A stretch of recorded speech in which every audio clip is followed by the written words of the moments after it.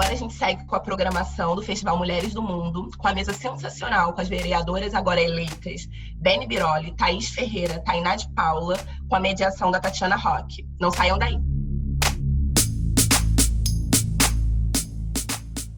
Olá, pessoal. Bom dia, boa tarde, boa noite.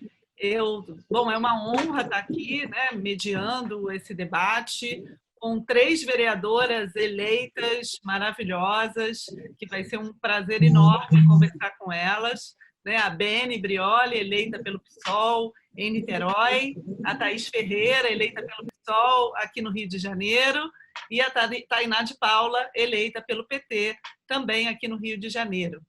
Então, vai ser um prazer enorme mediar essa conversa. E, para começar nosso bate-papo, eu queria fazer a pergunta mais ou menos óbvia, né? Numa campanha que vocês acabaram de sair dela, deve ter sido exaustivo, vocês devem estar cansadas, exaustas, mas também alegres, e a gente também está muito alegre, né, de vocês terem sido eleitas tão bem. Mas numa campanha com pandemia, com isolamento social, com tantas limitações, inclusive alguns analistas políticos disseram que seria muito difícil a renovação dos quadros da esquerda nesse contexto, justamente porque, como não tinha muita campanha, a tendência do eleitorado era manter as pessoas que já são conhecidas no sistema político ou que já têm cargos, né, na Câmara dos Vereadores. E vocês conseguiram, então, renovar a esquerda, né, ser eleitas, mesmo não sendo ainda, não vindo do sistema político, então vocês representam muito essa renovação, e eu queria que vocês falassem um pouco disso, né, como vocês conseguiram isso em uma campanha tão difícil, e aproveitando também para perguntar, como é que vocês enxergam a renovação que aconteceu, né, que ainda precisa melhorar, precisa acontecer mais ainda, mas que aconteceu no Brasil inteiro, justamente com a eleição de pessoas novas na política, muitas pessoas negras, pessoas trans, pessoas que representam causas populares, movimentos ecologistas, coletivos, mandatos coletivos. Então, eu queria também que vocês analisassem um pouco esse quadro nacional de renovação da esquerda, que é tão importante para a gente. Então, começando em ordem alfabética com a Beni, depois Tainá, depois Thaís. Olá, gente, tudo bem?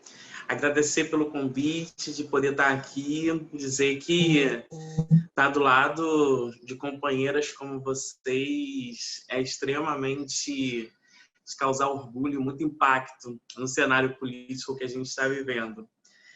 Nós, mulheres negras, nesse processo eleitoral que conseguimos sair vitoriosas, temos a entender, óbvio, pelo processo de luta da vida concreta que vivenciamos, o quanto que os nossos passos ele vem de longe.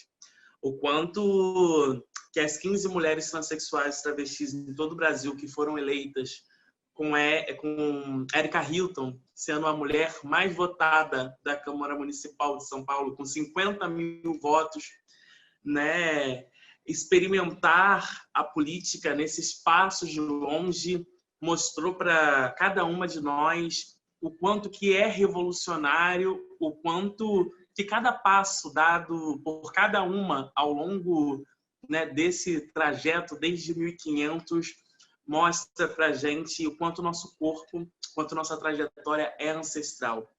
Ocupar esse espaço na política hoje traz para a gente a reflexão, a lógica que o nosso corpo ele passa a falar de uma forma com maior potência na sociedade brasileira pelas muitas vozes, né, que nos antecederam, pelas muitas vozes que nasceram e potencializar muitas vozes que vão surgir a partir disso. Acho que a gente teve um processo aí bem lindo, óbvio, né, que a pandemia trouxe diversas questões, inclusive de muitas mulheres que não conseguiram se eleger do processo eleitoral, figuras potentes no Rio de Janeiro, fora do Rio de Janeiro, mas o quanto que foi e é gratificante o resultado desse processo eleitoral, mostrando o levante das mulheres negras nacional, o levante do Vidas Negras Importam, mostrando e evidenciando as sementes de Marielle que ficaram, né, ao longo dessa trajetória, desse caminho, mostrando o quanto que a voz que vinha ecoando, ela tem se potencializado na sociedade. A disputa política partidária que cada uma de nós vem fazendo, tanto no campo da esquerda, de centro, de todas que foram eleitas, essa disputa política, ela só traz uma reflexão para nós. Na minha avaliação, essa reflexão, uma das mais concretas. O quanto que nós, mulheres negras, conseguimos avançar no debate, no diálogo da sociedade como um todo, da importância e relevância política da representatividade alinhada, casada com as questões políticas que nós vivenciamos, experimentamos na cidade, nas favelas, nas periferias e vivenciamos quanto mulheres negras que somos. Passamos uma mensagem, demos um recado. Esse recado, ele muda o cenário de uma política, né, parlamentar em diversos municípios do Brasil, traz uma reflexão cada vez maior do quanto que a potência das mulheres negras elas têm sido concreta e cada vez mais afirmando e legitimando o que representa a nossa luta e o papel que a gente veio cumprir, fazer e evidenciar na política, que é colocar de fato a política nas mãos do povo. Maravilha, Tainá. Muito bem. Primeiro, saudar essa referência que é a Tatiana Roque, as minhas queridas amigas Beni e Thaís, minha companheira de bancada, Thaís Ferreira, querida. Vai ser ótimo construir política contigo lá. E quero reforçar aqui que, entre dores e delícias, a gente teve um resultado eleitoral de 2020 que ainda reflete problemas graves na nossa sociedade e entendo que a gente conseguiu pautar mais. Avançamos na discussão pública de racismo e da importante renovação necessária que se faz não só na derrubada de Bolsonaro em 2022, mas também para um outro exercício político, né? Um número expressivo de candidaturas coletivas, um número expressivo de candidaturas afropindorâmicas, LGBTs que explodiram de norte a sul do Brasil, refletem a vitória não necessariamente dos partidos, mas dos movimentos sociais. Essa foi uma eleição de quem ou estava dado como um voto de experiência, um voto daqueles que a gente chama de recall, né? Quem já é parlamentar ou quem já é muito conhecido, ou aquele voto que vem acompanhado das mobilizações e discussões que estão construídas no seio da sociedade.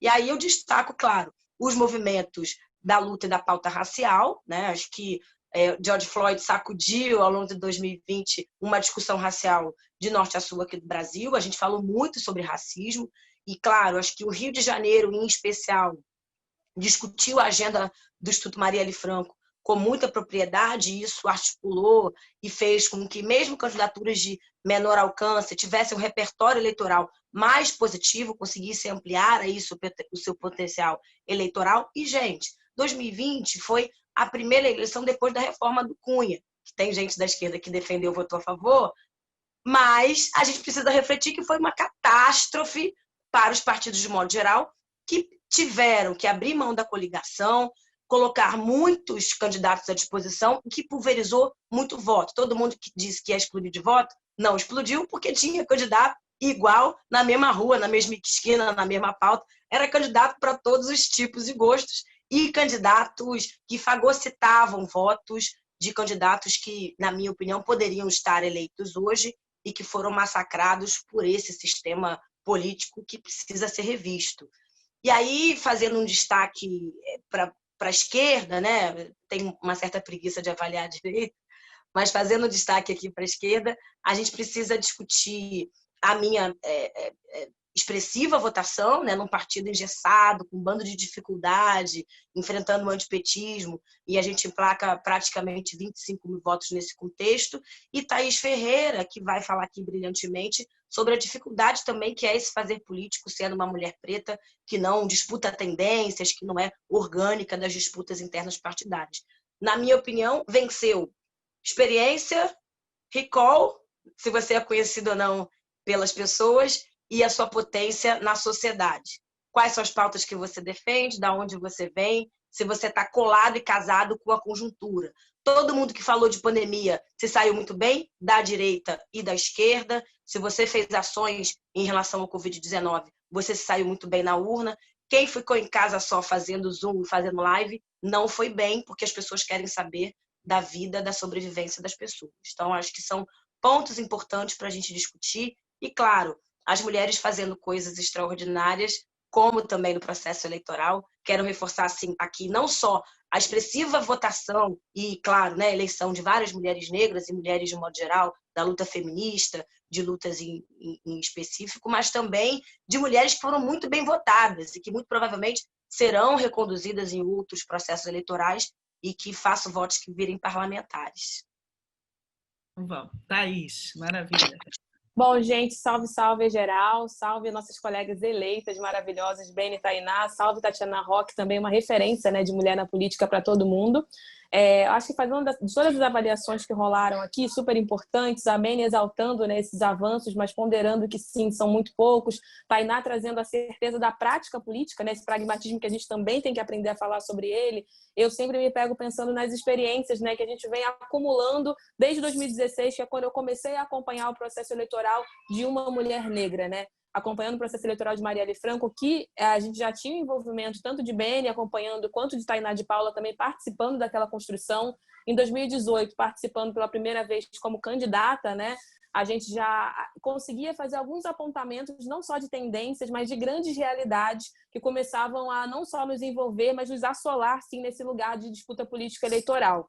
Eu comecei a perceber que a violência estava muito próxima, que esse lugar excludente, né, do racismo institucional também era muito evidente sobre as nossas trajetórias, né? E comecei a fazer humildemente algum tipo de teorização ali sobre o que acontecia, entendendo que teorizar sobre isso também estaria no lugar de me preparar para essa disputa de 2020, né? Em 2018, a gente teve resultados importantes no Rio de Janeiro, a gente teve outros resultados importantes no Brasil, né? A gente teve resultados importantes em todos os níveis que a gente está dizendo, não só das mulheres que se elegeram, mas de figuras públicas femininas e negras que puderam começar a deixar suas bases consistentes, né? Eu acho que o trabalho que a Tainá fez é um trabalho de referência nesse sentido, de uma pessoa que vem se preparando, que entende a movimentação que é preciso fazer também nas instituições partidárias, né, como ela veio de uma transição de partido, faz um retorno para o PT e um retorno bem sucedido, aliando esse lugar do pragmatismo, esse lugar do trabalho de base, esse lugar de entender a que tipo de disputa a nossa trajetória política deve servir, ao mesmo tempo que a gente vê continuidade, né? Eu acho que o processo da Beni tem muito disso, né? Como a gente consegue, dentro do partido, preparar novos quadros para não só assumir outros lugares e novos lugares, né, mas para dar continuidade de trabalhos que são de fato desafiadores. E aí eu volto aqui para o Rio de Janeiro para dizer as oportunidades que nos faltaram, né? A gente, enquanto espectro de esquerda, a gente tem algumas dificuldades muito grandes em enxergar quais são essas tendências das camadas mais populares, das camadas que às vezes até a gente avalia que são despolitizadas, né? E quando a gente despreza essas camadas de base, a gente acaba impedindo que os fenômenos eleitorais que vão favorecer o nosso campo aconteçam. Isso estava quase acontecendo comigo, todo mundo sabe, e para conseguir sustentar uma candidatura que fosse bem sucedida, eu tive que, de fato, fazer um trabalho muito consistente de campanha mesmo, né? De como é que a gente faz para alargar nossas bases, de como é que a gente faz para comunicar nossas pautas políticas de forma acessível para quem vai de fato votar. Lembrando que a gente está num contexto de pandemia, então arrastar aí, como a Tainá arrastou quase 25 mil pessoas para as urnas para votar no PT, arrastar quase mais de 14 mil pessoas, como eu arrastei também, para fazer esse voto no pessoal, que fortalece a bancada,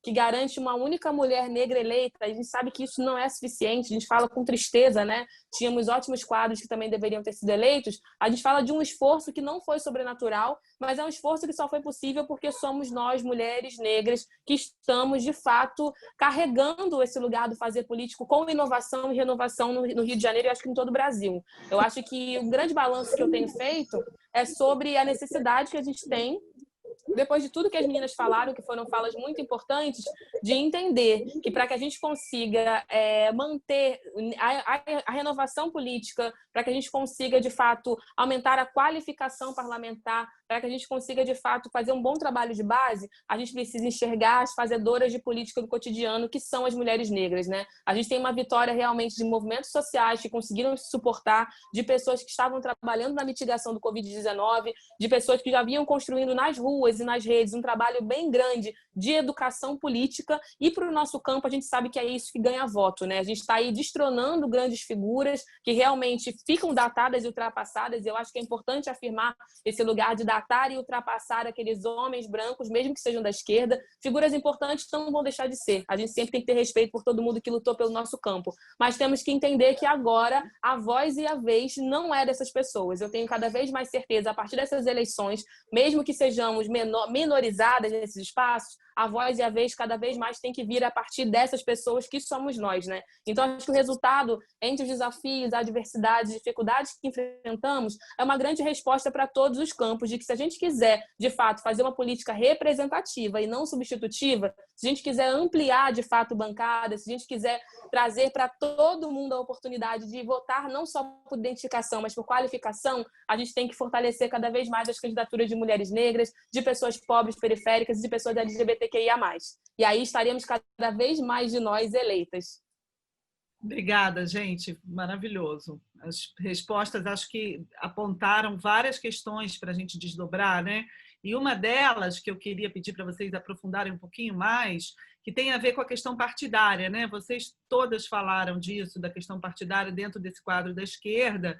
A gente tem aqui, né, 2 partidos diferentes da esquerda, está um pouquinho desequilibrado, digamos assim, temos mais PSOL do que PT, mas a gente tem um quadro no Rio de Janeiro que, bom, tudo bem que o bolsonarismo, né, alguns dizem até que saiu derrotado dessa eleição, há controvérsias, porque, por outro lado, ele também não investiu tanto assim nas candidaturas da extrema-direita e a direita tradicional que cresceu. E a gente sabe que hoje a direita tradicional, o centrão, está com o Bolsonaro, né?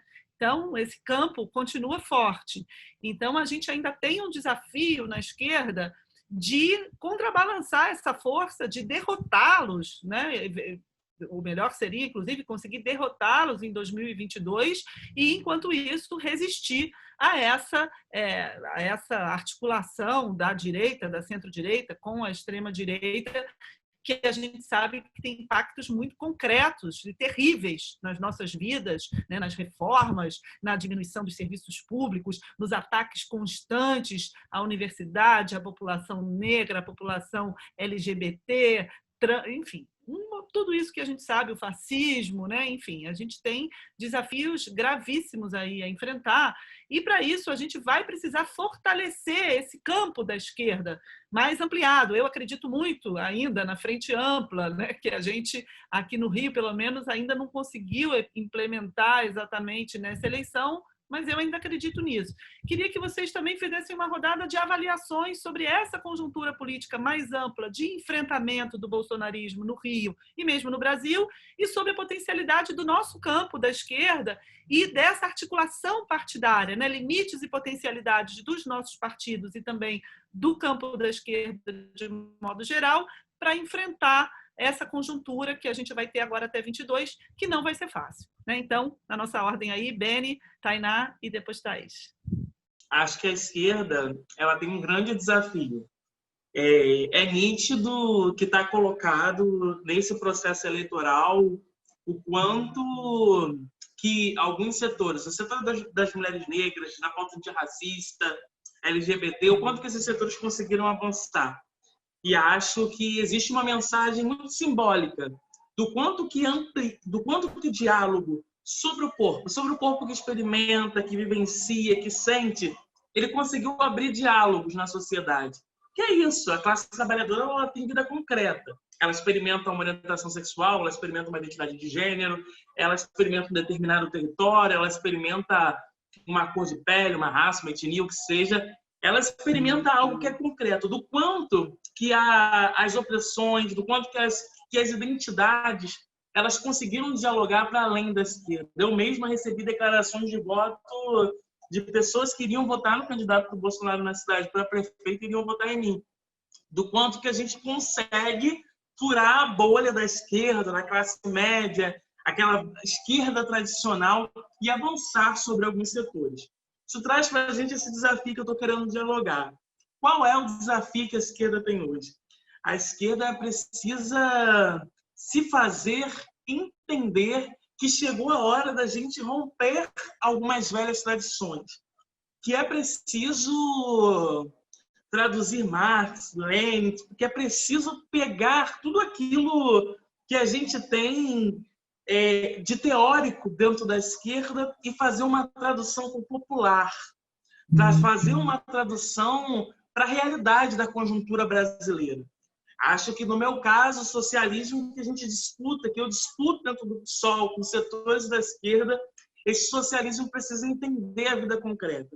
É necessário entender que chegou a hora de ampliar, chegou a hora dessa construção, de fato, ela ser uma construção popular. Chegou a hora da política que a gente vem falando e alinhando em diversos espaços e setores, da política de combate à opressão, da política de combate ao machismo, misoginia, LGBTfobia, de combate ao genocídio da população negra, que essa política, para crescer e a esquerda, de fato, conseguir fazer um projeto revolucionário, que essa política precisa partir de um ponto de construção desses grupos, desses setores que a gente prega, quanto classe trabalhadora, que ainda estão sendo dominados pelo bolsonarismo, ainda estão sendo dominados pela indústria mercadológica religiosa, que cumpre hoje um dos maiores trabalhos de base da história brasileira, que são as igrejas instaladas nas favelas e nas periferias, com os bolsonaristas, com a indústria mercadológica religiosa instalada dentro dos nossos territórios, que conseguem chegar onde a gente não chega, cumprindo o papel de assistência que o Estado não consegue cumprir, e a gente ainda continua, né, de uma velha tradição política, dialogando em pequenos espaços, em rodas de conversas fechadas, com uma linguagem, com uma forma de abordagem, com toda uma teoria importante, mas tão pouco significativa na concretitude da vida para quem está distante da realidade política e da forma de como a gente dialoga a política. A gente precisa superar os desafios da política da branquitude. A gente precisa superar esse desafio e entender que se faz necessário que as nossas políticas sejam formuladas nas favelas, nas periferias, nas creches comunitárias, nos territórios populares, fazendo com que a síntese da esquerda, de disputa, de concepção de projeto de sociedade, de narrativa de disputa, de anticapitalista, ela seja de fato ocupada e pensada através desses setores populares. Enfrentar o bolsonarismo hoje, nada menos, nada mais, se faz necessário que a gente tenha métodos e táticas que sejam amplos, que sejam dialogáveis com aqueles que ainda não entendem a nossa língua, com aqueles que ainda não conseguem entender a leitura dos nossos corpos, que na maioria das vezes são corpos como os nossos, que na maioria das vezes experimentam o chão que a gente experimenta, que na maioria das vezes vivenciam a dor de ser mulher na sociedade, mas que ainda são cooptados por todo um sistema capitalista, racista, genocida, misógino, LGBTfóbico, que é aparelhado não só por uma política de Estado, mas por uma política de governo que ainda está cada vez mais crescente nos nossos territórios através da indústria mercadológica religiosa.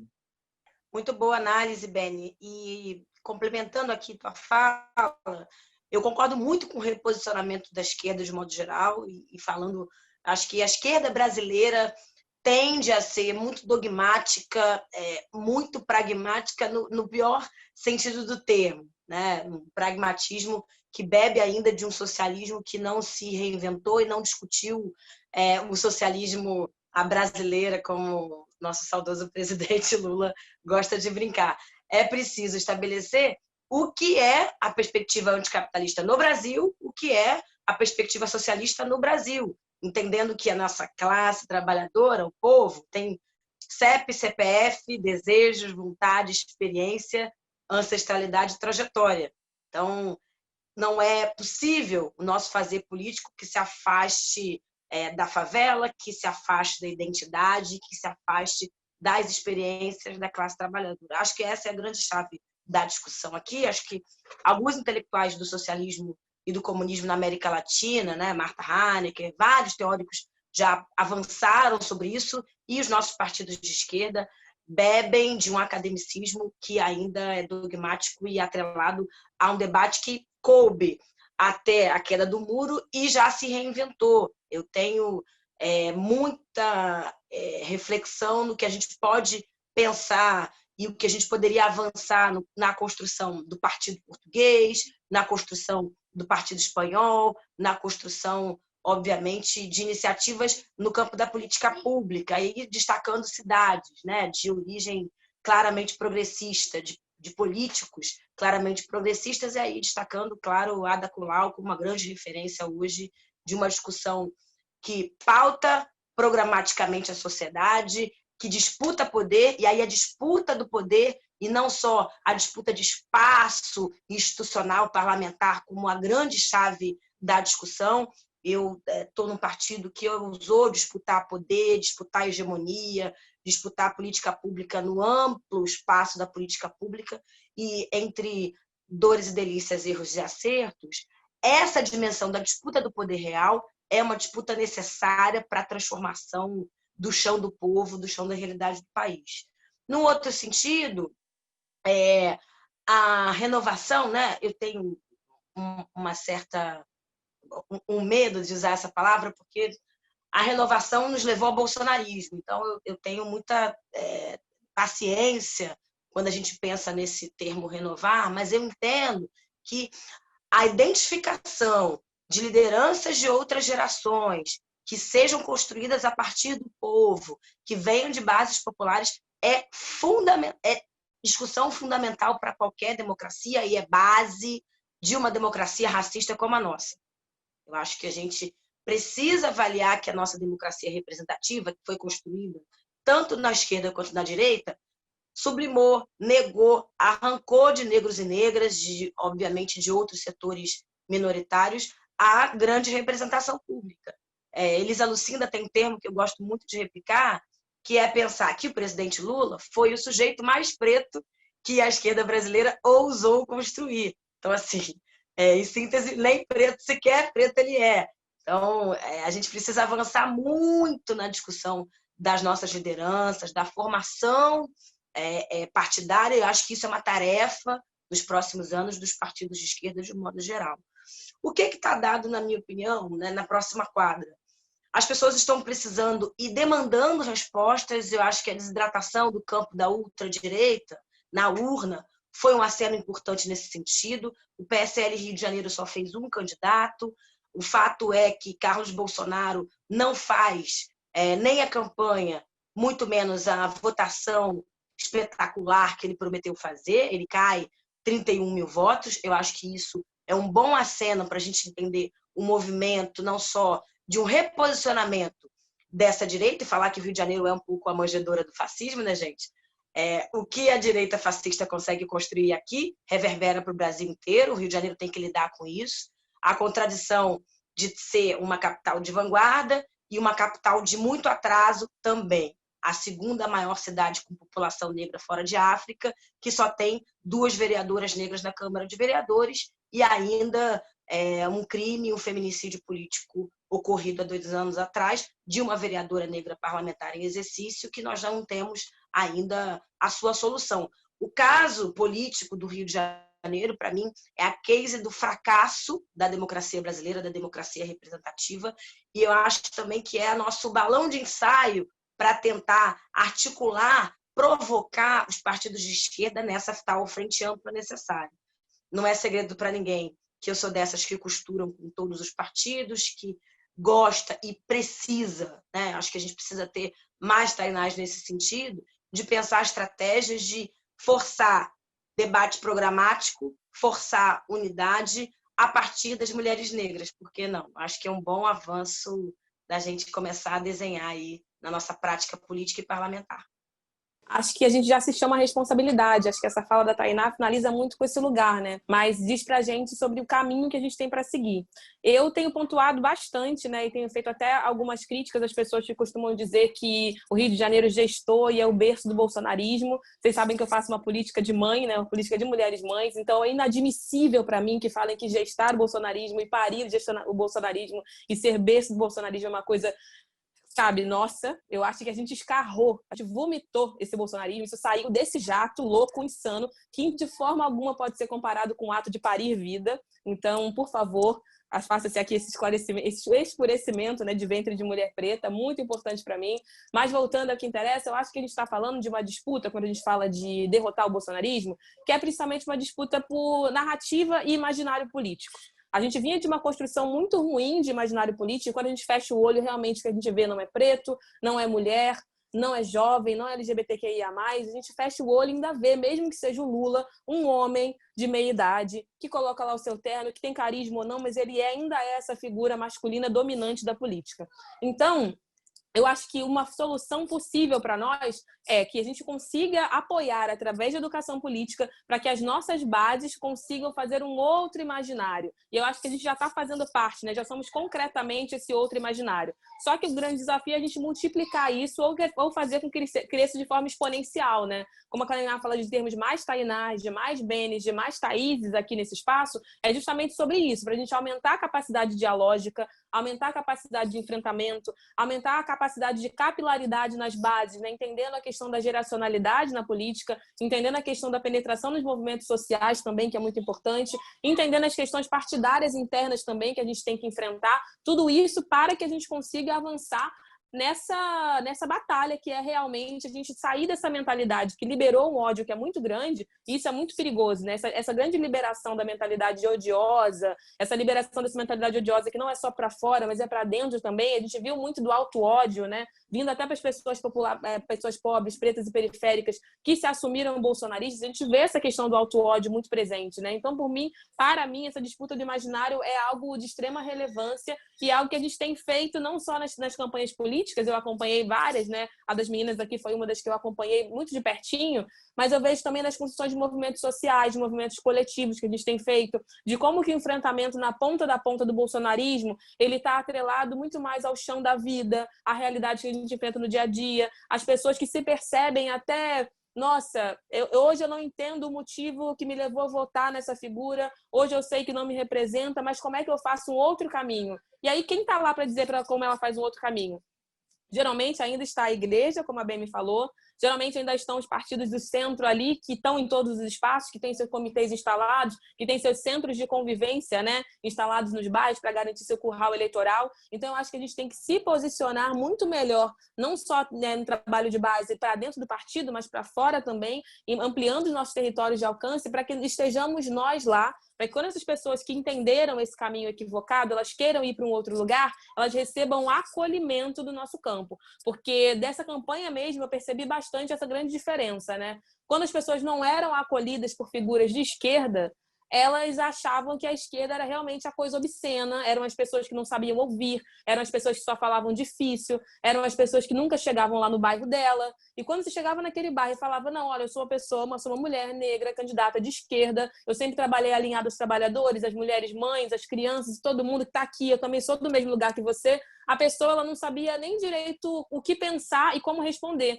Ela se reconhecia, causava identificação e ela falava, acho que então não é de verdade. Será que é isso de verdade mesmo? Porque nunca veio um candidato assim aqui. Nunca veio uma candidata explicar pra gente que isso acontecia. Nunca nos disseram que era possível também participar desse lugar. A gente está decepcionado com o Bolsonaro? Estamos mais do que decepcionados. Entendemos que ele é um criminoso, entendemos que a gente só teve retrocesso nesse caminho. Mas quem está me apontando um caminho novo, né? Então, acho que cabe a nós também esse chamado de responsabilidade dialógica, como a Tainá fala muito bem, esse lugar de enfrentamento que a Beni traz, e, para além disso, o lugar de assumir a nossa postura de educação política para as bases que precisamos não só acordar, gente, que a galera já está acordada, movimentar para que façam outro caminho, para que esse caminho seja pela esquerda. Obrigada, gente. Acho que muitas pistas aí, né, para a gente tentar pensar e reorientar a nossa trajetória. Queria fazer uma última rodada perguntando o seguinte, né, um tema polêmico que tem perpassado os debates, que é a questão das chamadas pautas identitárias, né? Eu não gosto desse nome nem um pouco, eu acho que falar assim, né, o nome, já é uma maneira de tentar limitar, restringir, né, dizer que não tem potência o suficiente, opor as pautas ditas econômicas ou de classe, etc., e que a gente pode abordar essa questão, né, que é da luta antirracista, da luta feminista, da luta trans, da luta lésbicas, gays, etc., como de uma perspectiva completamente outra, que é a perspectiva interseccional ou a própria perspectiva do trabalho, que a gente sabe que há inserções muito diferentes e naturezas diferentes dos trabalhos que historicamente foram feitos por essas populações, né, e que, obviamente, criam uma hierarquia interna dentro da própria classe trabalhadora e que, portanto, tem relação com as formas de trabalho. Por exemplo, a questão do trabalho doméstico, né? A questão do trabalho doméstico é essencial hoje para a gente redefinir todo esse campo da economia dos cuidados, né? Do trabalho dos cuidados. Vocês todas falam muito bem disso, né? Particularmente a Thaís fala muito dessa questão das mães, do trabalho das mães, etc.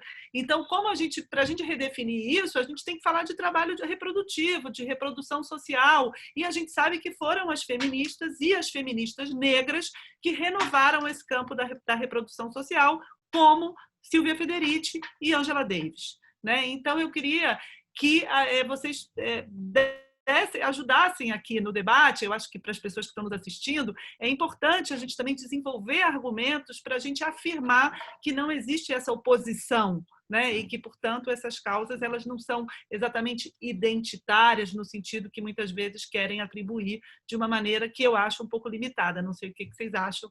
Queria ouvir vocês também sobre isso. Acho que quando a gente fala desse novo, gosto muito de falar sobre isso, né? O que é a nova política, o fim da velha política se faz necessário. Costumo muito dialogar. A gente precisa ter um fim da velha política. O fim da velha política é óbvio, né? Que a gente precisa derrotar a política bolsonarista, fascista, toda uma política estruturada pelo patriarcado e pelo racismo na história da construção do Brasil. Mas a gente também precisa se fazer entender que é necessário a nova política dentro do setor da esquerda. A reprodução das práticas da velha política dentro da esquerda precisa ter um fim. Precisa ter um fim porque se faz, é mais do que precisa, é urgente, é imediato que a gente entenda que a identidade ela faz parte da classe trabalhadora. A classe trabalhadora não é um corpo, uma mão de obra flutuante que não tem uma expressão do seu corpo, da sua voz, que não tem uma expressão de como vivencia e experimenta a vida. Brasil, o último país a abolir a escravidão, tem sequelas concretas até hoje. As mulheres negras no Brasil são o menor salário da história, é concreto. Essa mulher negra é trabalhadora, ela tem uma raça, ela expressa uma cor de pele, ela expressa um território que é marcada, que marca a sua vida, a sua memória, o seu dia a dia, através de experimentar uma identidade. E isso é óbvio que, para se construir outro processo, outra narrativa de disputa, né, hegemônica da sociedade, é preciso entender essas identidades. A gente vive no país que mais mata mulheres transexuais e travestis no mundo. E esse mesmo país condiciona 90% delas a hoje estarem na prostituição. É preciso se falar que mulheres são condicionadas pela política patriarcal no Brasil até hoje na exploração dos seus corpos, nas ruas, nas vielas, nas esquinas. E é isso, assim, nós somos condicionadas aos piores meandros de trabalho, somos condicionadas a trabalhar com os nossos corpos pelas nossas identidades. Se uma mulher transexual ela é condicionada hoje a estar nas ruas vendendo seu corpo porque ela expressa, experimenta e vivencia uma identidade, o que seria então a classe trabalhadora? O que seria essa classe trabalhadora que faz uma disputa de derrubada de um sistema, de um projeto sistêmico capitalista que permeia todas essas desigualdades na estrutura da sociedade brasileira? A classe trabalhadora ela tem gênero, ela tem raça, ela tem território. A classe trabalhadora, ela nitidamente ela se expressa dessa forma. É preciso que a gente formule, é preciso que a gente caminhe juntos e juntas, todos os setores, as pessoas brancas, não brancas, negras, LGBTQI+, não LGBTQI+, homens, mulheres, todos nós que entendemos, a partir de um determinado ponto, que é preciso o fim do capitalismo, que se faz necessária a construção e a disputa de um socialismo, que eu digo que ainda estamos disputando uma concepção nova do que queremos para a sociedade, e essa disputa precisa se entender que é urgente, que nós temos diferentes maneiras de experimentar e vivenciar a vida, e que se faz preciso e necessário que as políticas sejam pensadas a partir disso, que a formulação teórica que pensa projeto revolucionário hoje, acho que o que nos une, converso muito com outras companheiras negras, outras mulheres de luta, o que nos une, mesmo de diferentes partidos e setores, de fato, é o fim da derrubada do capitalismo, porque a gente entende de forma ampla que o capitalismo é um sistema opressor. O que nos une é fazer com que essa nova construção de sistema, acredito eu, no socialismo, que ela precisa entender que não pode se haver as reproduções da velha política. E as maiores reproduções da velha política é o que permeia hoje o sistema ser fascista, bolsonarista, ser um sistema genocida, que é o racismo estrutural e o patriarcado estrutural no Brasil. A gente precisa fazer com que essa política, esse novo modelo de construção política, ele não só fale dos nossos corpos, mas que seja evidenciado, narrado, contado, formulado a partir de nós.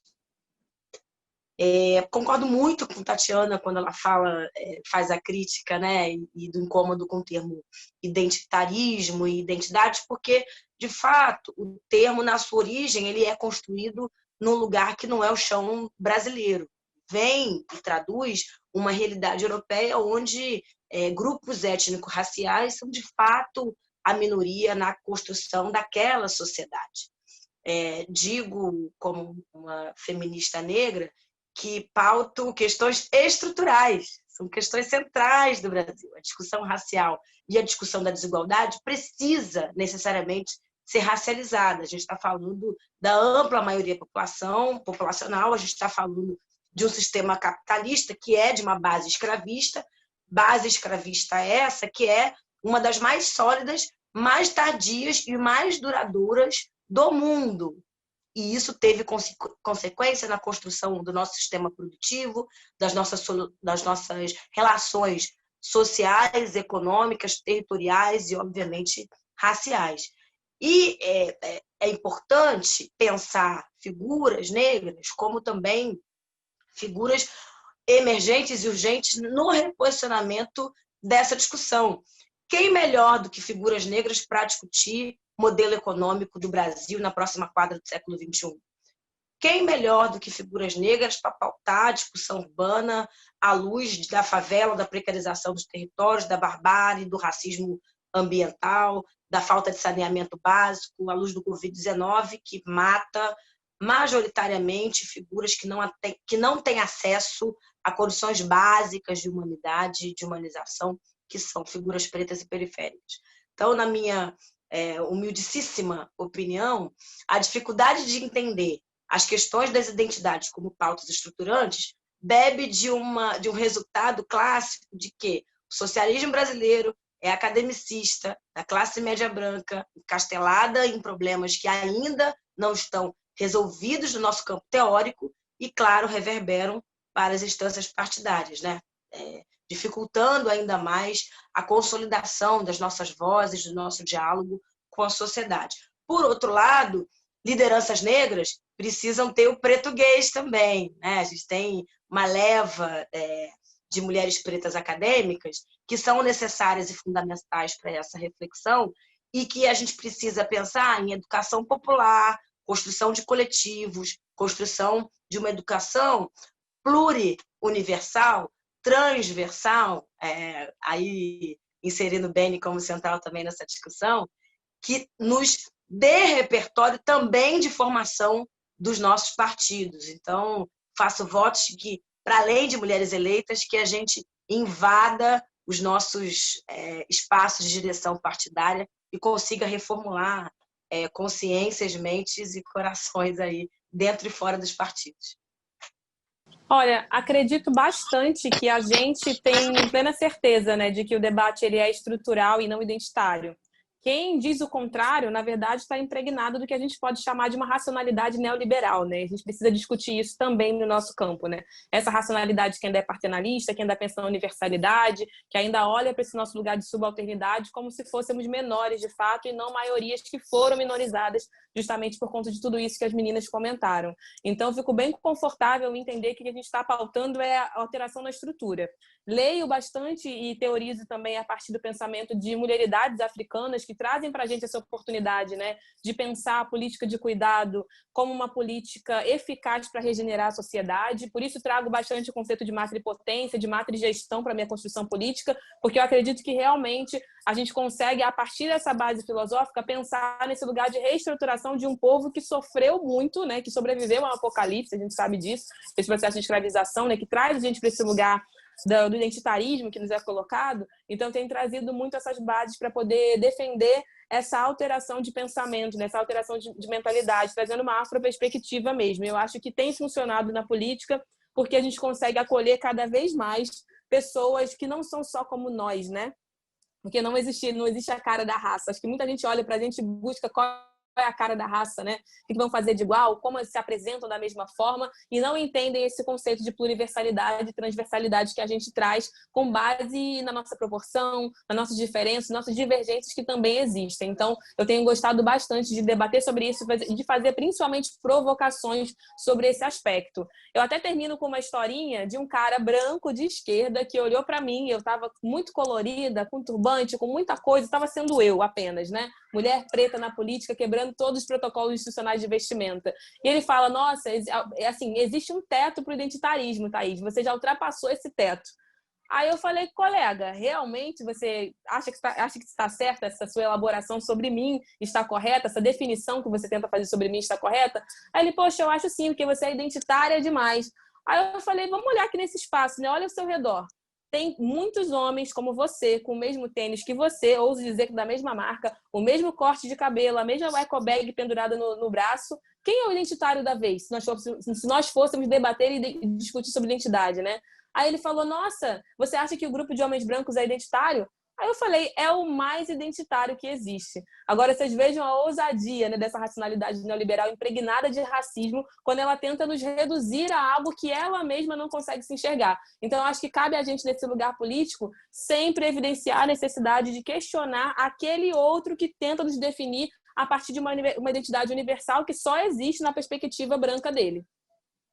Excelente, gente. Acho que vai inspirar muita gente. E agora a gente está chegando no final do debate e eu queria justamente pedir uma palavra muito rapidinho. Eu sei que vocês têm compromisso, né? Vereadoras eleitas, cheias de compromisso, mas justamente para inspirar. Vocês inspiram muita gente, né? Muitos jovens e jovens negras, periféricas e pessoas que não estavam mais acreditando muito na política e que, de repente, eu acho que tem um reencantamento aí com a política. Então, para terminar, queria pedir uma saudação um pouco pensando nessas pessoas, né? Nessa juventude, nas pessoas que eu sei que vocês inspiram. Uma saudação rápida de cada uma e a gente, infelizmente, vai ter que encerrar. Eu aprendi muito jovem, né, o quanto que a dor ela nos move à luta. A dor é um fator principal que colocou muitas de nós, mulheres negras, população LGBTQI+, né, juventude periférica na luta. E essa dor, ela hoje se manifesta, se expressa na política como grandes construções de sonhos que estão muito alinhados na luta para que se tornem realidade. Acho que a nossa população hoje ela vive muitas realidades de dor, nós, mulheres, negros, LGBTs no geral, mas tem algo que nos motiva muito, essa nova política que a gente constrói. A política que tem que ser expressa, né? Que ela é expressada com amor, com afeto, com axé, com carinho, com respeito, com solidariedade e que nos une a, de fato, transformar toda a nossa dor em muitos sonhos e fazer com que isso possa ser realidade. Acredito muito que sonho que se sonha juntos e juntas e juntos pode sim virar realidade. Acredito que hoje essas mulheres maravilhosas que são uma potência na política, uma explosão. Elas podem fazer com que muitos sonhos, o tão esperado e necessário sonho de reverter o sistema político e fazer com que nossa sociedade seja uma sociedade de direitos. Por isso que é importante que a gente se organize e caminhe juntas em busca desse tão sonhado sonho. Querida Beni, uma honra te ouvir, uma honra dividir bancada com essa mulherada potente eleita, Tatiana, uma delícia caminhar com vocês. Quero me comprometer aqui, já que vereador é assim, né, gente? Tem que fazer alguns pactos inegociáveis com o eleitorado e com a sociedade.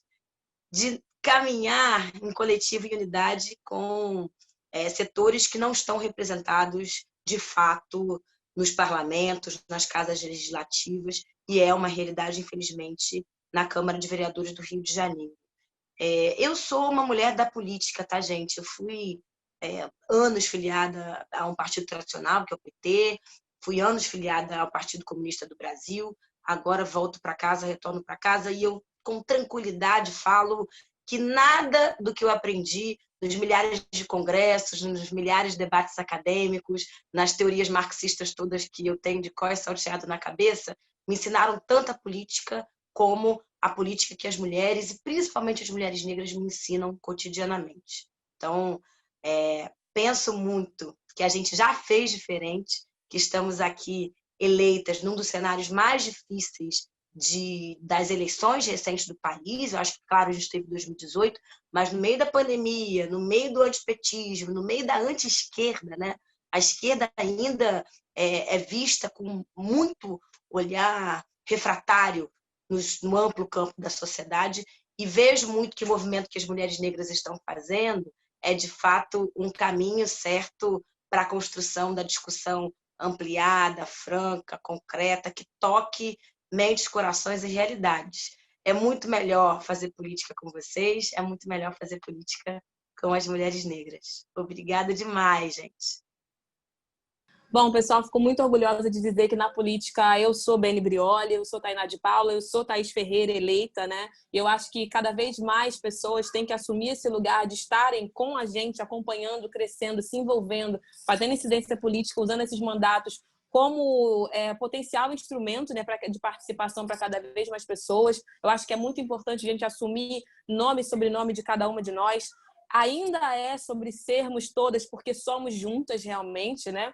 E tem que ser assim para cada vez mais vezes, para cada vez mais vozes estarem presentes a cada canetada que a gente for dar, porque realmente, né, a cidade, o Rio de Janeiro, outras cidades, o Brasil inteiro merece leis, merece projetos, merece fazer parlamentar de pessoas que já passaram por processos como nós passamos. Eu não venho dessa política tradicional, mas admiro muito as meninas que sempre a construíram. Eu acho que elas me ensinam todo dia. Eu venho realmente da organização comunitária de Quintal. Eu venho das mulheres fazedoras de política do cotidiano, né, que sempre foram invisibilizadas, sempre foram negligenciadas e violentadas pela institucionalidade. Então, me colocando aqui agora para inspirar cada vez mais pessoas, né, nesse espaço de criação de novas referências, eu me coloco realmente como instrumento, né, para que cada pessoa que se sinta tocada pelo nosso fazer, que queira chegar junto, saiba que estamos aqui não só para sermos usadas, né, porque o termo seria esse, mas sim para sermos preenchidas por toda essa potência que não para em nós, né, não se resume no nosso fazer, vem de muitas outras pessoas por aí.